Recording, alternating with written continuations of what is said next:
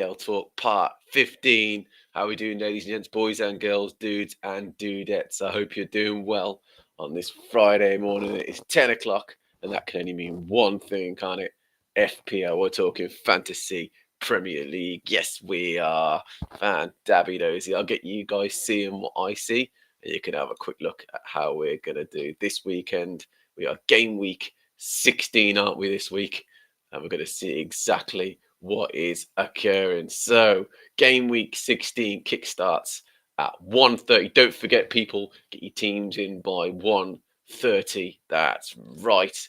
But otherwise, here we go. Let's crack on and see what's going on. This is the team that I'm currently, although it could change, I'm currently set up to use. That's right. I've got David Raya in goal. Arsenal take on Everton, and I expect them to do okay. Whether they keep a clean sheet, don't know. Just in case you're wondering, my microphone broke a minute ago, so we're going to get a bit of dangliness there. I know, a bit of a pain. I'll have to get another headset. But otherwise, yes, David Raya will be in goal against Everton. And then we've got Gomez. Hopefully, Liverpool play a match and they get a postponed game again. They've got Fulham, haven't they, at home? So I expect a decent performance from Gomez. Colwell against Brentford. Brentford are a bit sketchy away. Not as good as they are at home. Chelsea are a bit up and down, aren't they, when it comes to clean sheets? But hopefully Colwell does me proud and gets a clean sheet against Brentford at home. Dragusin, the only fit centre-half for Tottenham. Obviously there's Gray as well, but I think he's a bit of a utility across the sort of back line, isn't he, really, Gray, Archie Gray? So Dragusin is the main man over at Spurs right now, assuming that Romero and Van de Ven are out a little bit longer. Hopefully they're not, ironically. Hopefully one of them's back, because we could do with Dragusin getting a slim chance of a clean sheet. Then we've got Saka. Currently right this second, he is my vice captain. I am toying between him and Salah and Haaland as the options, really. But Saka's got Everton. He scored, didn't he, two against Monaco. He was on form. He was on fire, wasn't he, in the Champions League? So hopefully Saka can bring that through to the Premier League game against Everton. Then we got Mo Salah, who's currently my captain. He obviously didn't play the previous match, which was postponed against Everton. They are at home. Liverpool against Fulham. I expect him to get involved, score, assist, maybe both. And he's a natural captain choice, I think, for everyone this weekend. Then we've got Rodgers. Currently, right now, I've got him in the team only because he's been a bit on and off, but he has got returns in the past few weeks, whereas Jorginho Rutter has not. The last return he got was a few game weeks back against Bournemouth, where he got me 5 points. But Rodgers, on the other hand, though he is away to Forest, the truth of the matter is he did get technically 8 points at home against Brentford. He also got points against Tottenham away, but did nothing in between. So I am keeping an eye on those two rotating. And I do have Amad Diallo as a potential option. Let me know what you think of that in terms of transfers for the future. Brennan Johnson, he played yesterday against Rangers. So he's straight in the team. Hopefully he does well against Southampton. Hopefully he starts and performs and doesn't get injured, more importantly. So yes, Brennan Johnson is a go-to man in midfield.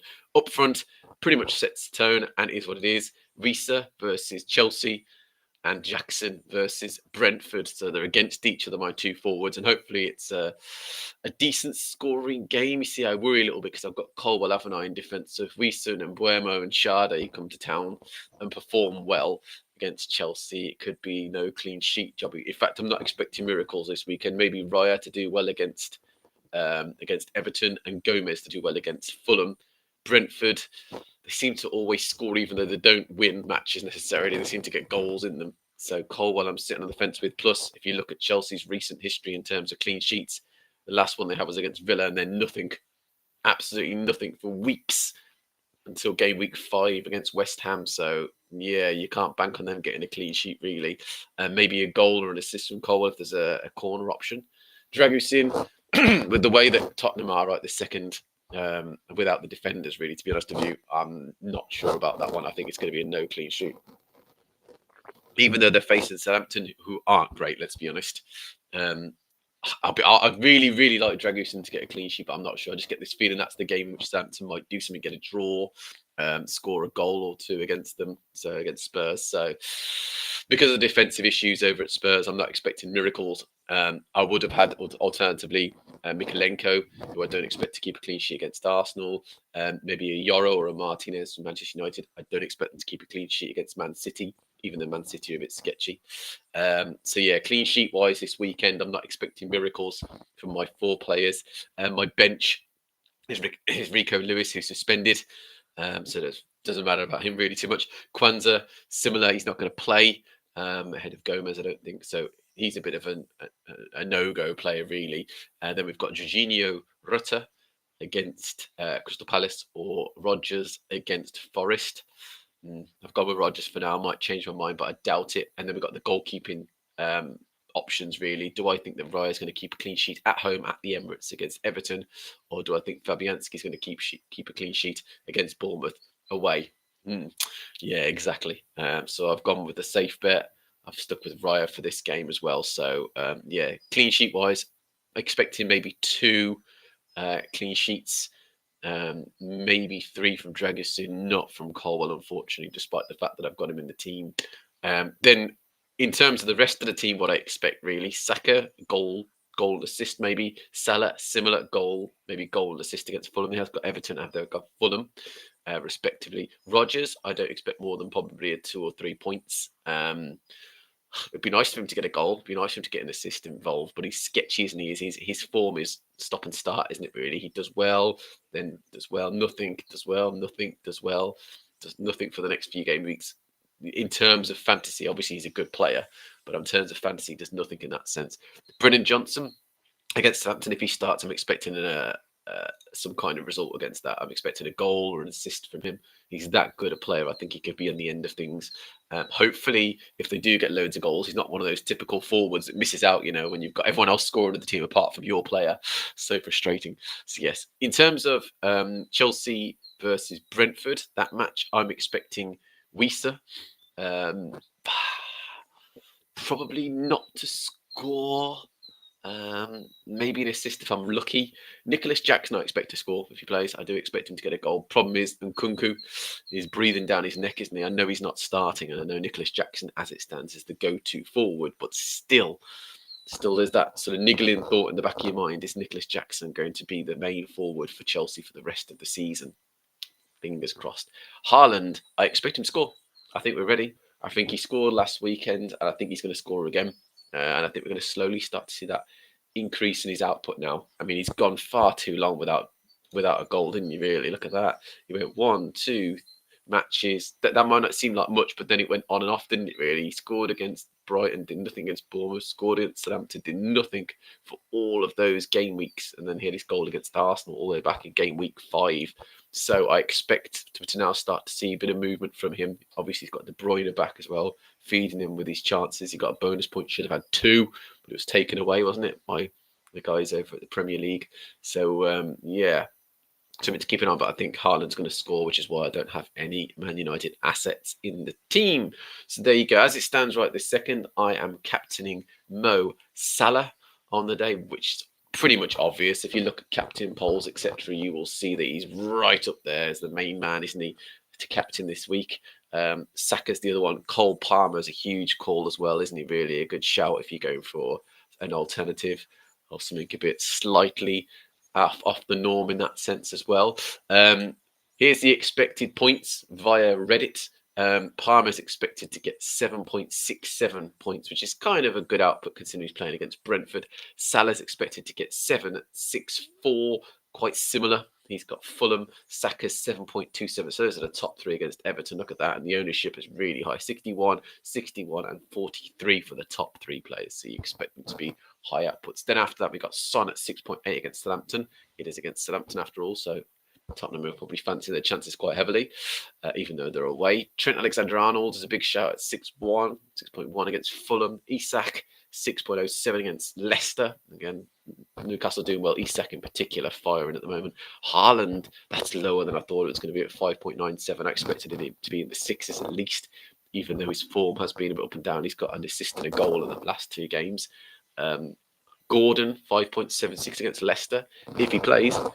Odegaard 5.74 against Everton if there's a penalty, because I find that Odegaard is the assister of the assister, isn't he? He doesn't get the assist points because he usually passes it to the player that passes it to Saka or someone like that.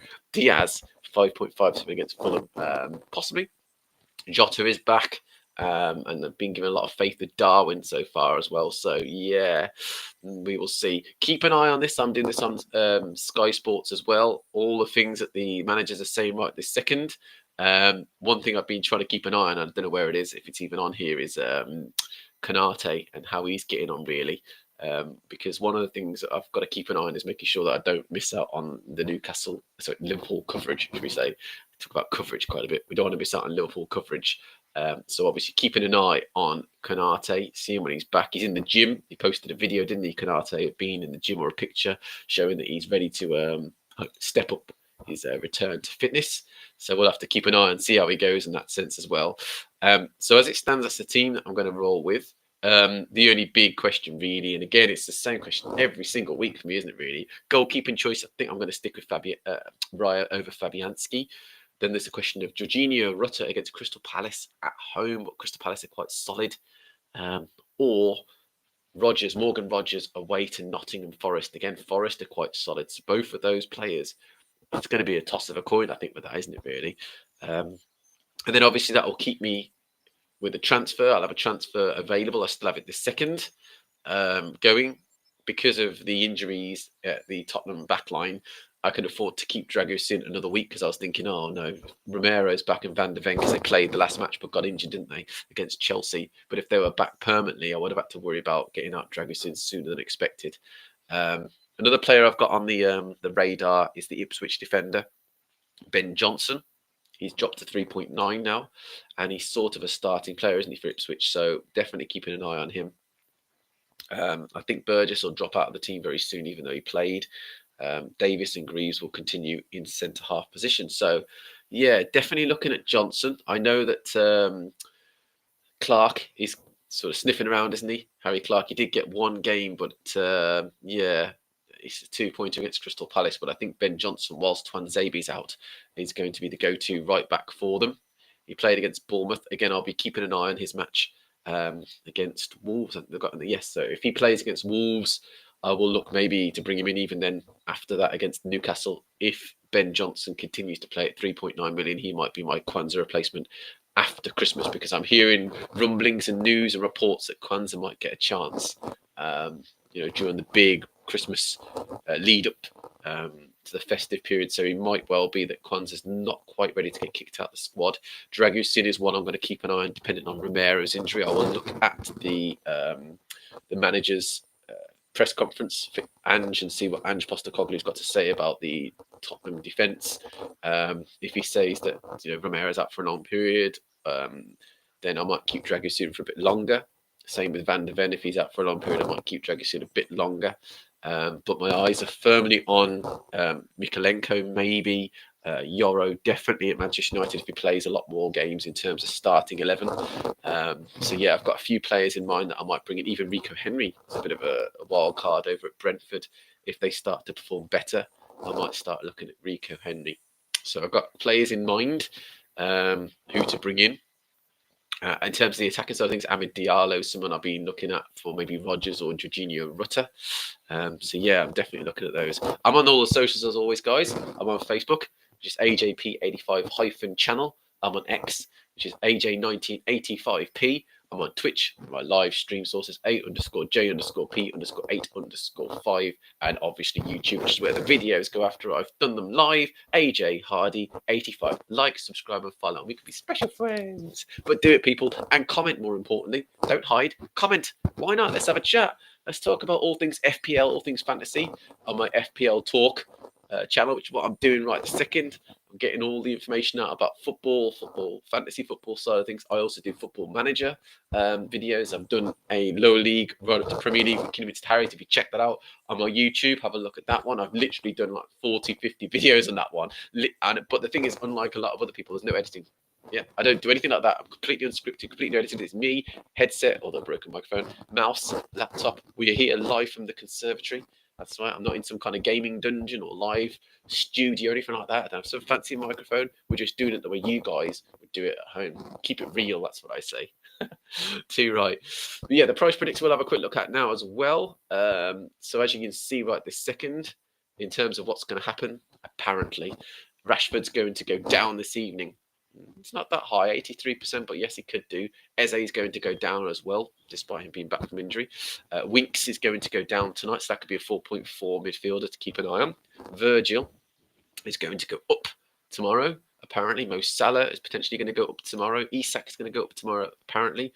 Bruno Fernandes, a man everyone was falling over to bring in when Amorim was brought as manager as Manchester United. He's due to go down, apparently. Savio could potentially go down tomorrow. Mavidi could go down from Leicester. Onana.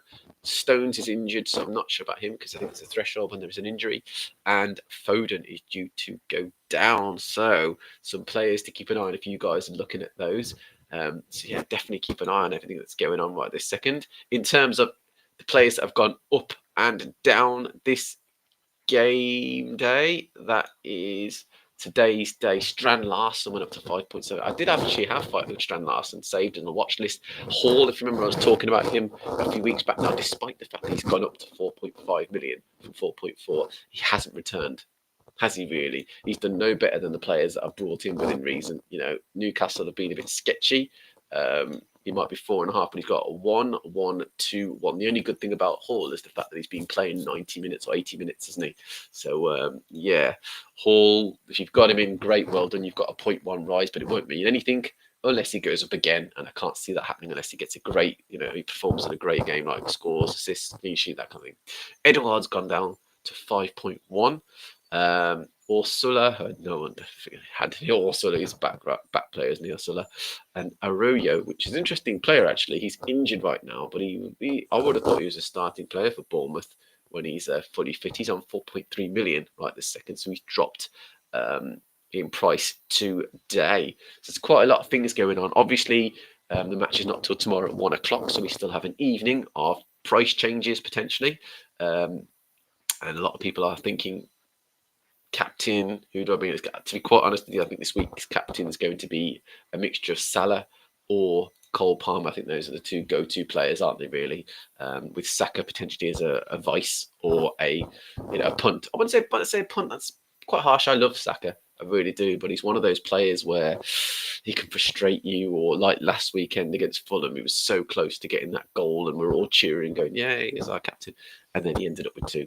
So, yeah, one of those things. Good news about Watkins as well. If you're a Watkins owner, he's playing apparently, or he will be fit for the game against Forest on the weekend. There was question marks about his fitness, potential injury, but he will be fit. So Duran might well be on the bench, or they might not risk Watkins and instead play Duran from the start. He's done really, really well, hasn't he? Nick Pope is a big doubt, apparently, for the game against Leicester. So, hey, if he's your main goalkeeper, you might want to think about doing something this weekend, or make sure you've got a backup who plays. Fabianski-esque player. The captain, Paul, as expected, really. I think a lot of people are saying Salah, King Mo. Yeah, Salah. I'm seeing him all over there. Play it safe. Salah gets double digits every week, and Brentford is shocking away from home, so I'll be captain because there's a joke there for you in that one. So yeah, I think it's safe to say it's going to be a Saka captaincy, isn't it, on that day? So a lot of you guys will probably be captaining him as well. Let me know in the comments who you plan to captain. I'm sure I'll put up a poll a bit later. I've got one currently right now, so vote, people. Who's going to win the Manchester Derby? Hey, that's a big game on Sunday at 4:30. I'm going to talk more about that at 2:30. About what's going to happen on that one. We'll do some predictions potentially for part 16. So that's at 2:30 this afternoon.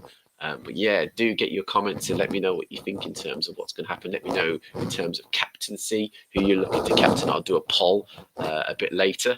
That'll be my second poll. I'll probably do that around about 3 o'clock-ish. So let me know who your captain's going to be. I'll put Salah, I'll put Saka, I'll put Cole Palmer, but I'll put other as well. If you're not planning to captain any of those 3, firstly, good luck to you. And secondly, let me know in the comments who you're going to do as a curveball or a complete punt captain, because I'll be interested to know. A bit of a differential there for you. So yes, join me, guys, at 2:30 this afternoon. Remember, like, subscribe, and share. Follow, do all those bits as well. and we'll chat more Fantasy Premier League FPL as we go along today. But yes, check out my X posts, see how you go, and I'll see you guys at 2:30. As always, you people are awesome. Thanks so much for watching. Tune in at 2:30 for the next part where we'll talk Manchester Derby, we will talk captaincy, and more importantly, we will talk about the form of the players that you guys should be targeting this weekend based on those matches. Otherwise, I will see you wonderful people at 2:30. As always, peace to you people. Take care of yourselves. I've been AJ. See you at 2:30, dudes.